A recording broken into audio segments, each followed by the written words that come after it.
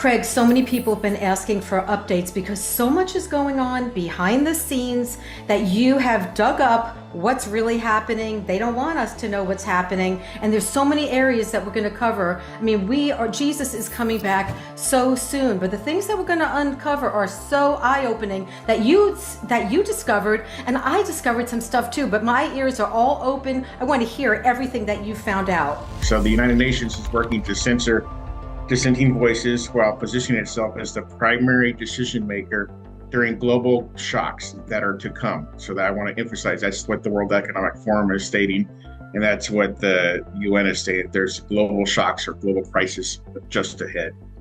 And so we're going to discuss what we need to know.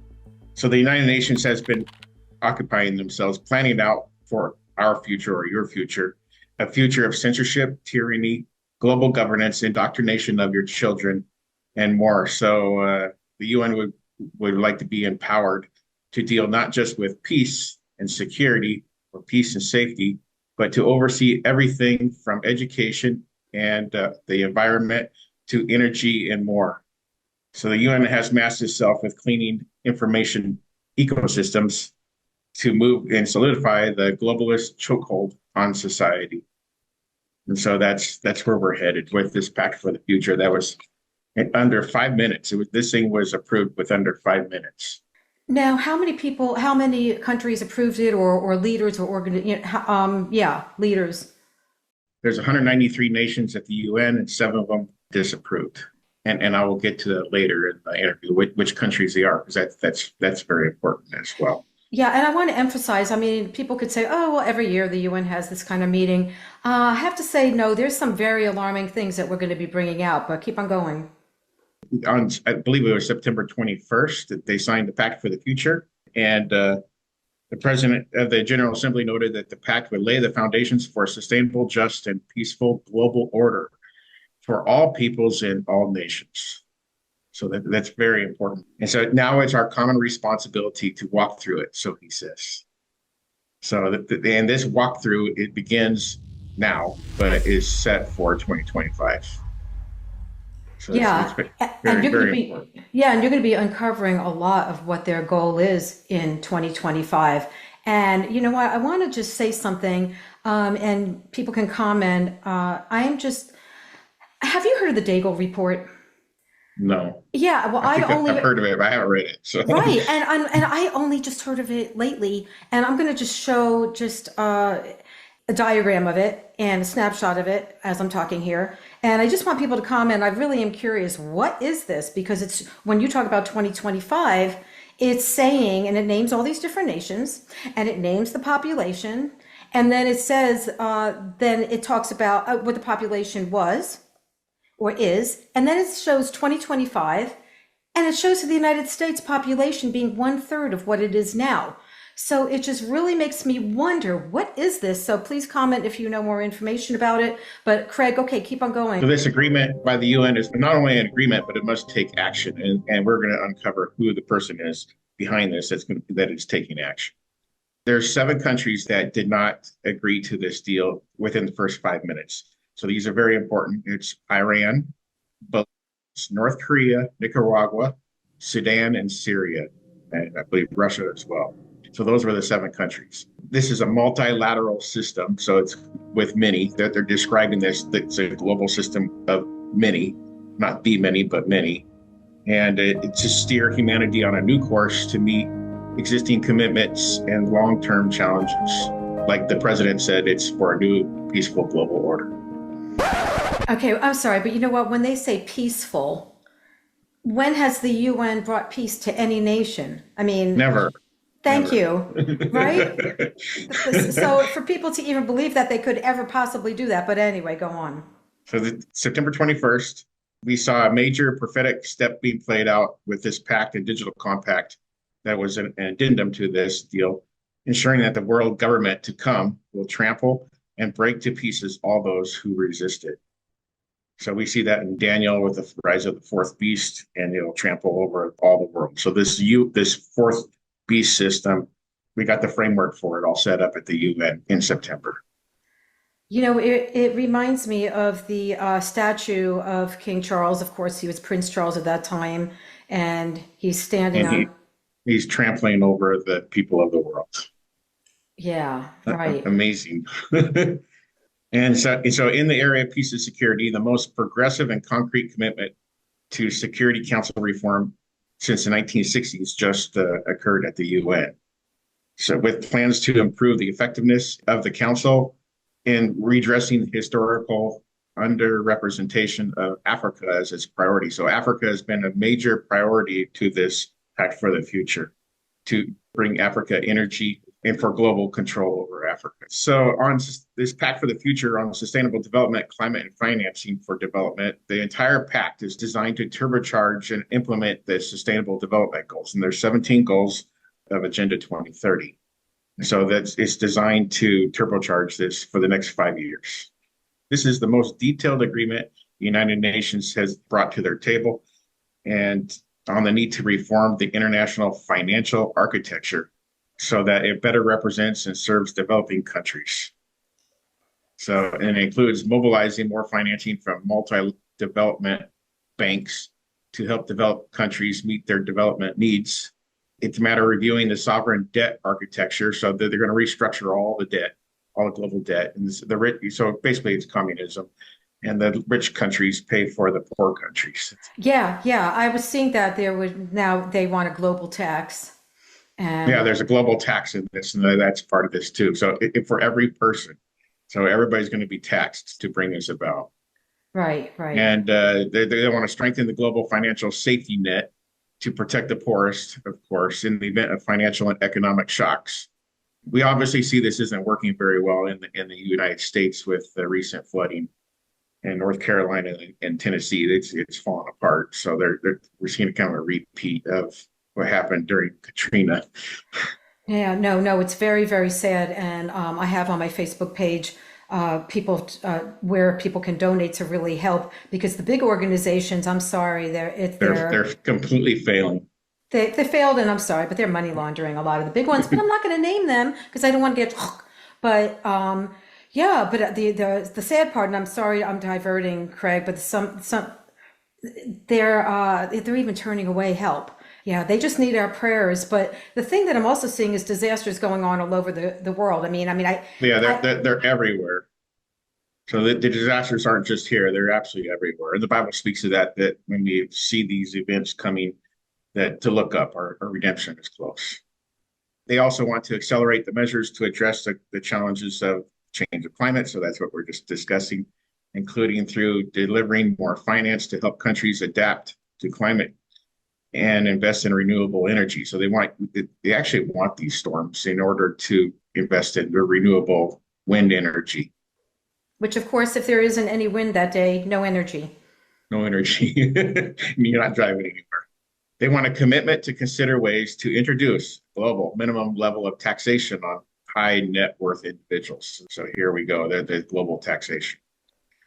On digital cooperation, the Global Digital Compact that was annexed into this thing is the first comprehensive global framework for digital cooperation and AI governance. They want to connect all people, schools, and hospitals to the internet. So you will be connected to the internet, your personal body. We're talking about the certification mark there. Anchor digital cooperation in human rights and international law. Make it the online space safe for all, especially children, through actions by governments, tech companies, and social media. So this is a technocracy, or I think that's how you pronounce it. Right. So, yep. Yeah. Tenocracy. Yep. There it Democracy. is. Yep. They want to govern artificial intelligence with a roadmap that includes international scientific panel and a global policy dialogue on AI. So this is more bigger government. Make data more open and accessible with agreements on open source data models and standards. And this is the first global commitment to data governance, placing it on the UN agenda and requiring countries to take concrete actions no later than 2030. So we're 5 years away. Daniel 7:7 is the reference. And after that, in my night vision, I looked, and there before me was a fourth beast, terrifying and frightening and very powerful. It had large iron teeth. It crushed and devoured its victims and trampled underfoot whatever was left. It was different from all the other former beasts or former global governments, and it had 10 horns. And the 10 horns may be what's being brought about within the BRICS. So this UN Summit of the Future was to build the framework for a new one world system. It's the architecting of the beast system, total information awareness, total control. I believe it was just September 21st was Peace Day. And so that's the day they did this. It's the same time they did this global pact. In just a few weeks, the world will meet together at the Conference of the Parties in Baku. And this is the historic opportunity to advance King Charles' global climate agenda. It says the change of climate impacts our only home, Earth. And every nation must be unwavering in this battle. So they want every nation to implement these goals that the UN did within their own government. Their fundamental message is that our common humanity can transcend political differences and stand together in unity. So we have the Babylon effect, or the Tower of Babel, where they want to unify the whole world. And that's what we're seeing. And amidst conflict spreading and rising, which we see today, the ideal is more critical than ever. It is our unique chance to build divides and find paths towards lasting peace. Right, and their definition of peace is not our definition of peace, because Craig and I are going to be going into even more things that they're saying and some very alarming things, but it just reminds you of the scripture when they say peace and safety. So they're saying amidst all these conflicts spreading that these conflicts increase greenhouse gas emissions, and so that is their peace agreement is climate, and so their climate moves into the peace and security sector of what their goals are. So these conflicts pollute the soil, water, and air. We know from scripture the air is going to be polluted. 1/3 of the water is going to be polluted worldwide, and 1/3 of the forest will be burned up. So we know that from Revelation. So King Charles is in COP29 called for a truce in November that the war in Ukraine and Russia be held off, and the wars between Israel and its neighbors also be in a truce in the month of November. And that's very important. So they say we call on everyone to observe the COP truce during the month of COP29. That's the whole month of November. Let the COP truce serve as a symbol of human unity. They use the word solidarity. Let's unite for a safer, 1 Thessalonians 5:3, more prosperous and sustainable future for all. It is only by prioritizing peace, we go 1 Thessalonians 5:3 again, and climate action that we can ensure a livable planet for future generations. Joining hands in solidarity with the climate king, King Charles. He is the architect of COP, Conference of the Parties. He's the godfather of COP, so they say. So ahead of this event, King Charles has set up a troika to welcome the COP29 event. So it's COP28 president, COP29 president, and COP30 president, which will be in Brazil next year. And these three are leading at COP29 this year in Baku. So last year we saw this image of three dark images at COP28. Now we have these three presidents that are running COP29 this year. So the three are working together. Wait, explain. I'm so sorry if I forgot about this. So last year on the COP28, their symbol was three dark images looking over a wall or whatever at COP28. And so this year we have the three presidents all lined up to strengthen this deal. Ooh, interesting. So the main one's the COP29 president, but you have COP28 there as well as COP30. And so King Charles set that up, and I think I'll go through that a little bit later. I'm going to go through what Pope Francis is doing as well. So Pope Francis is the one leading this just ahead of King Charles on a different level. So King Charles has 17 goals. Pope Francis for the church has 7 goals. His 7-year covenant began in 2021. And last year, he strengthened that using the Laudato Deum statement. So he strengthens that for the remainder of the 7 years. So what we can do here is Pope Francis, we have a 7-year covenant laid by Pope Francis in 2021. He strengthens it with under 2 years last year. And then we had a 7-year covenant last year the UAE consensus, and we can expect King Charles to, in some form, strengthen that deal or a deal to come. It could be the 2030 roadmap for UK Israel bilateral agreement. It could be the UAE consensus, but whatever is coming is going to be strengthened for a post 2030 agenda. So they're making that very clear that what's coming, that this pact begins 2031 and goes through 2050.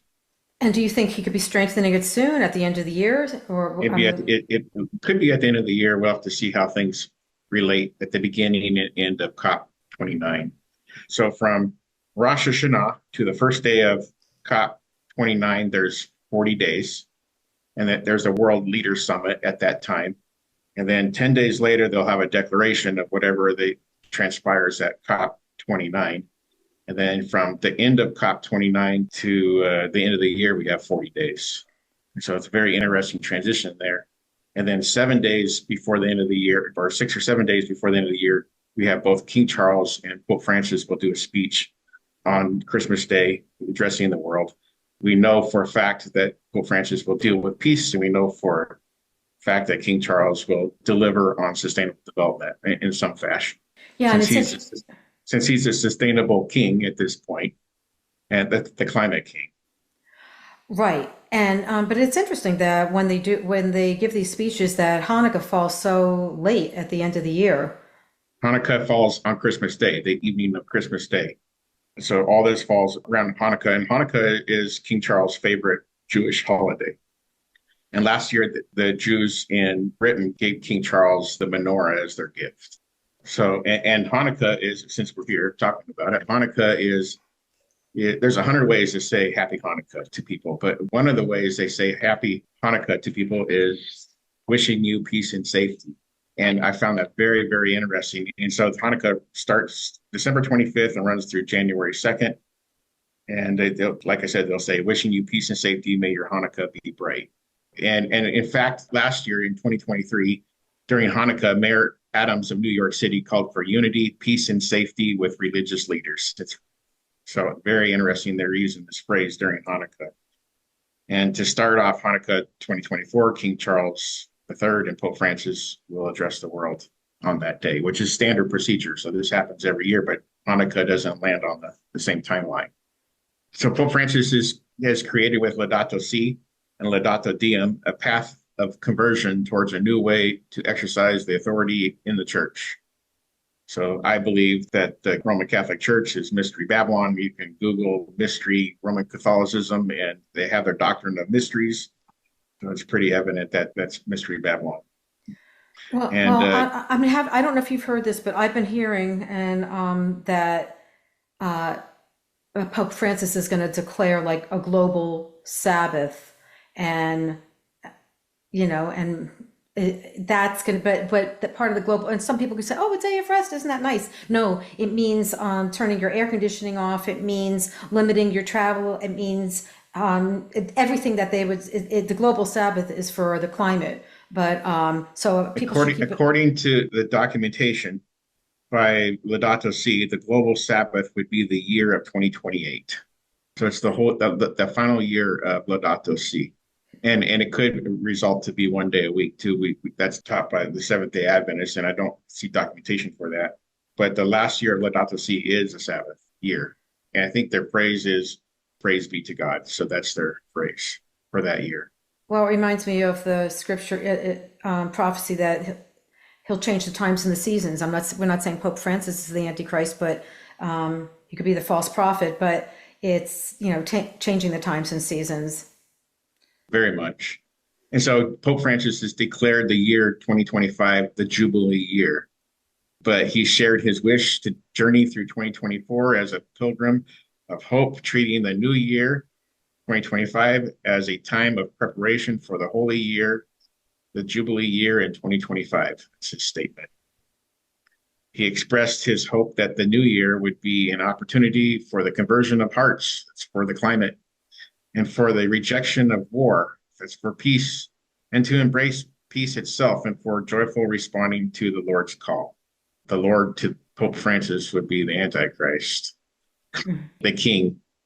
Yeah. And so there actually is a document for that in Roman Catholicism. There's a doctrine of two swords. that can best be understood as a particular justification for, I believe, what they call the Galatian doctrine of the sacred authority of the priesthood and royal power. So we saw that in history, this is the Holy Roman Empire, where you have the Pope, the papacy as a head. You also have a king as the head. And there were 7 kings named King Charles, starting with Charlemagne, or King Charles the First. And then King Charles the eighth that we have today is descendant of King Charles V of the German lineage of the Holy Roman Empire. So that's very, very significant. And it's fitted, this doctrine is fitted perfectly for the false prophet and the Antichrist to come. Their doctrine here, what they actually did this until 1806, and then the king was just, the kingship of the Holy Roman Empire was disbanded. But King Charles is direct descendant that can reinstate this once the Pope gives him the crown. Okay, and I do want to get back to more things that I had uncovered with the Pact for the Future, our common agenda policy briefings, but keep on going. So Pope Francis declared 2025 as the year of grace, a year of unmerited favor, and has announced their motto for the year 2025 as the Pilgrims of Hope. So they have a new hope for the future in 2025. I think January 1st, 2025 is also what they call the World Day of Peace, and that's the religious sector declaring peace on January 1st. So while they're saying peace and safety, it appears it happens at the end of the year and transitioning to the next. I'm not going to say what day it's going to happen, but we just don't know. And Right. Let me just say this, for those who are watching who don't know Jesus, and for you who do know Jesus, please share this video and subscribe. But who don't know Jesus, what Craig is saying is a prophecy that was from 2,000 years ago when they say peace and safety. These are prophecies written 2,000 years ago and even thousands of years before that when he talks about the book of Daniel. And it's all prophesying about what's happening now. And that's what Craig is really discussing. But go on. Pope Francis said May 9th of this year that the first sign of hope for 2025 should be the desire for peace in our world, and we should show new ways of peace and reconciliation. So that's the setup for this new global government that we're seeing at the UN level. And the UN, the Holy See was present at the UN, and Pietro, the head of the Holy See, he did his speech at the UN. And so they have very strong power within the UN. So this Pact for the Future is not only being guided by the papacy, but it's also being guided by this royal king. So the UN member countries adopted 3 landmark agreements at the summit, including the Pact for the Future, the Global Digital Compact, and the Declaration on Future Generations. This agreement covered a broad range of topics, and among them was a new agenda for peace, a fair finance for all countries, AI that works for everyone, peaceful use of outer space. And so that's very, very interesting, because when they were talking about this peaceful use of outer space, what they presented was King Charles Astra carta symbol. You have to explain that to people, because if they don't know about that, so explain, because I saw that. Yeah. Yeah, basically he has authority over all the universe in outer space. So the Terra Carta symbol, which is also predominant at this meeting, is overall the earth, and so it's plants and animals and mankind. And the Astra carta is over the whole universe. So he is the one that is leading the control of everything around us, earth and space included. Right. So both those symbols are King Charles symbols. Yes. And they want safe digital access for everyone and youth leading for the future. What we know from history, that when you put the youth in charge, things don't go very well. Yeah, I want to bring up something about I was looking at some of the UN YouTubes and what they were saying as far as the youth, and they were saying that. One sec. Hold on. My AI is picking up on your words and wants to respond. That was a little scary sounding. You're getting listened in on. I'm like, what is that weird voice? Okay. Anyway, as far as maybe I need to change the way I'm talking. My voice. Okay. What the UN though was like saying regarding the youth, they said that the youth, 35 years old and under that they are that 1 out of 3 of them are thinking about the climate all the time, every single day. And well, of course, because the schools and the universities that they go to, that's what they're pushing for them to think about. So when you're talking about the youth, that's they have like a very powerful group now that's on their side because of the indoctrination in the schools. Yeah, and this new system they're indoctrinating them with is not a friend of freedom. It's for total control. So this pact for the future is really a pact with the devil. That's what it is. It's total and absolute control by Satan himself, which we know will happen at the midpoint of the tribulation. And we should probably ask ourselves, when has the UN ever impacted our lives in a positive way? And it never has. It's always been in a negative way. And Very, yeah. But it reminds me also, Craig, of the scripture, an end time scripture too, that a child will turn against their parent, or it's like you could see that people are going to turn each other in for what? For because of climate, because of what they're going to deem is, how we should be living or not. and that leads to the biometric mark. So everyone within this document is a little Jim, and it's a biometric digital ID for every man, woman, and child that not only marks them as citizens of their individual countries, but as a global citizen. And that's where this is headed. So what I want people to do is search 2025 and see what's coming. And so if you search pandemic 2025, you'll see this image, what's coming in 2025 to 2028. And that there is a epidemic preparedness day on December 27th of this year, preparing for the next epidemic at the UN level. And we can show this screen for that. I have it on their agenda. And if you type in peace and security 2025, you'll see that they're challenging assumptions, thinking ahead, and managing surprise. That's the surprise is the global shocks.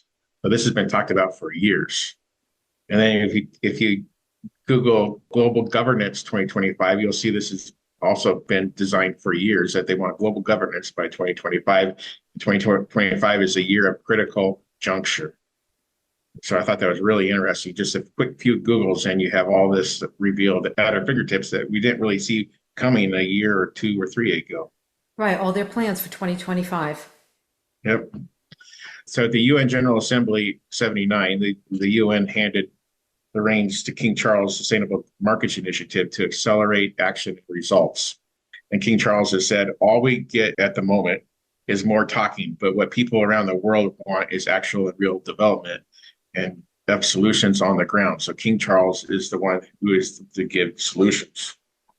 And so Jennifer Jordan Saifi is, I believe that's how you pronounce her name, emphasized that each event that they have is a testament to our collective commitment to accelerate action and results. So Jennifer Jordan Saifi is the CEO of the Sustainable Markets Initiative, which King Charles, back then Prince Charles of Wales in 2021 began. That's very important to know. So they highlighted his Astra carta showcase and reception and revealed our fragile space and outer space. Once again, he's emphasizing that King Charles is in charge of the universe to protect it. They want to move financing from 2 billion to 100 billion. I thought that was very interesting. So the Sustainable Markets Initiative was founded by King Charles III in 2020 and has become the world's go-to private sector and the largest private sector organization on transition, and launched in 2021. The Terra Carta serves as the SMI's mandate with a focus on accelerating positive results for nature, people, and planet through real economy action. And we'll add to that space as well because he wants to, that's the Astra Carta. So by endorsing the pact, King Charles, through technocracy, wants to turbocharge the SDGs and the Paris Agreement on climate change to landmark the 2015 agreements of the Paris Agreement because they've seen a halting of progress since 2020. So they got to turbocharge this. And they want to listen to young people, what they have to say, and include them on decision making in national and global levels. And we see a lot of that. You're going to see a lot of that in New York City. I don't think you're going to see too much of that in your local little tiny schools, but in your larger schools, in the larger cities, you're going to see a big push for these SDGs. Okay, wait, now can you just, for those who don't know what SDGs are, can you just say what they are quickly? They're the Sustainable Development Goals, the 17 goals of the UN. So the Sustainable Development Goals are the number one is no poverty. That's welfare dependence because they want everybody to be on the same playing field. Number two is zero hunger. That's they're going to infiltrate the food systems through GMO foods. We're already there. You go to the grocery store, most of your foods are junk. And number three is good health and well-being. That's going to be implemented, especially with the next epidemic. Number four is quality education. That's mass indoctrination. That's through your schools. So my suggestion is, if you're Christian, get your kids out of the public schools. Gender equality is the fifth goal. Clean water and sanitation is the sixth goal. We know that's not going to happen. If you read Revelation, 1/3 of the world's water will be unusable. That's the fresh water, by the way. And also 1/3 of the ocean ships will also be destroyed. So this whole plan of theirs is going to fall apart. Number seven is affordable and clean energy. That's wind power, solar power. Solar power is not so clean, by the way, because I live by a plant that makes these solar things and these solar panels. And if they get one drop of the chemical on their skin, it'll kill the person almost instantly. Ooh, so So is it harmful for people? Because I've been like wondering it, about it, them. the chemicals for the solar panels are extremely harmful and will kill you. I know that for a fact because I live just a couple miles away from a plant and know people that died. Number eight is decent work and economic growth. That's no property rights. So you will own nothing and be happy. Number nine is industry, innovation, and infrastructure. That's basically slave labor. So you're allowed a certain amount of hours. You're going to see more of this in Europe, where you're allowed lower and lower hours and everybody the same pay. Number 10 is reduce inequalities. That's basically communism. 11, sustainable cities and communities. You're going to see a big push for this, especially more in the Europe than the United States. Europe is way ahead, and they have maps of how their progress is going with the sustainable cities. Yeah, In fact, oh, I'm sorry, go on.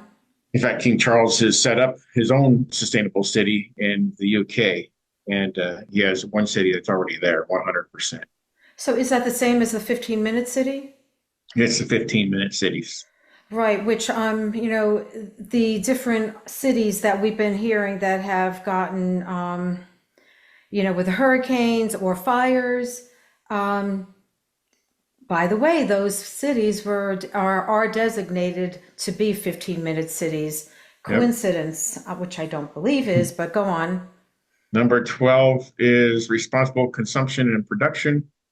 That's one world currency. And we're headed there very, very fast. In fact, this digital compact heads towards our one world currency in a matter of a few years from now. 13 is climate action. That's energy rationing. So we're going to see that, of course, with wind power and solar power. Life below water is 14. That's to control wildlife. Life on land is to control wildlife on land and control other resources. 16 is peace, justice, and strong institutions. This is the confirming of the covenant. And as well as number 17, partnership for the goals, and that the partnerships will be with many, as that's what multilateralism is. So on November 11th and 12th, they'll have the World Leaders Climate Action Summit. So those are the 2 days to watch. And that'll be all your news basically right there. And then there's negotiations that'll go through the whole assembly until the 22nd, and then they'll make some sort of declaration at the end. The COP29 event is basically for finance. So they're pushing the finance agenda and getting all the finance they need to push this forward. They also have a session on peace. And so that I think that's fairly interesting as well. So King Charles has met with the president of COP29 on July 27th, 2024 to discuss their agenda forward. So that's very, very interesting that he's actually the one that's leading the way. And then he approves what the presidency will do for the coming year. So the UN believes they need to protect the needs and interests of the present and future generations through the actions in the pact of the future. So they go on and state, we are at a time of profound global transformation, and we are confronted by rising catastrophic and existential threats. I believe those existential threats to them is God. Many caused by the choices we make. I believe that is sin.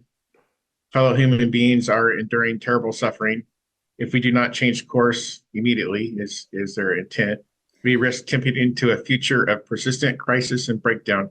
That's the tribulation. It's Oh, persistent.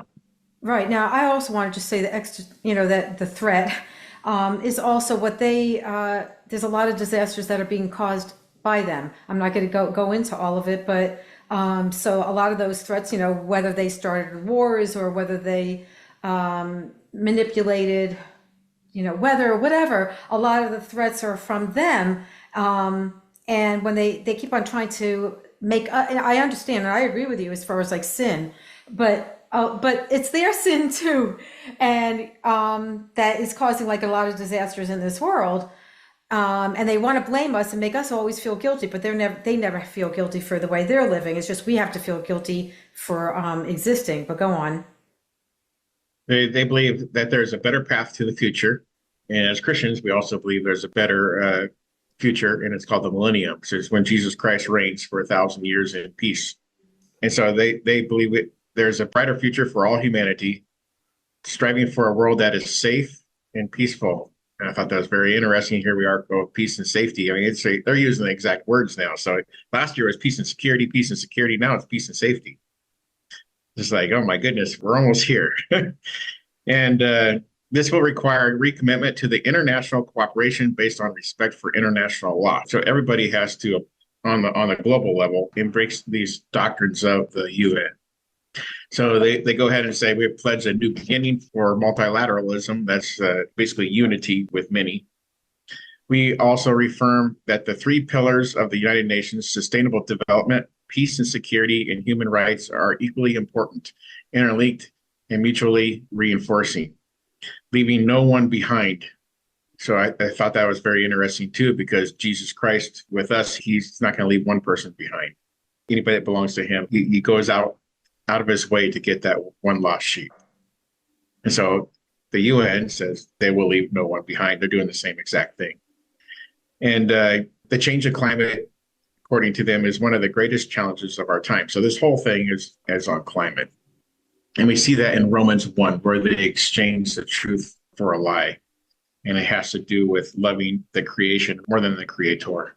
They want to reinvigorate global action to ensure the future we want. That's the future we want, is to be with Jesus, but their future is man's in control, or a man's in control, to effectively respond to current and future challenges. To that end, in this pact, we commit to 56 actions, so they say, and in areas of sustainable development, financing for development, international peace and security, science, technology, innovations, digital cooperation, youth and future generations, and transforming global governance.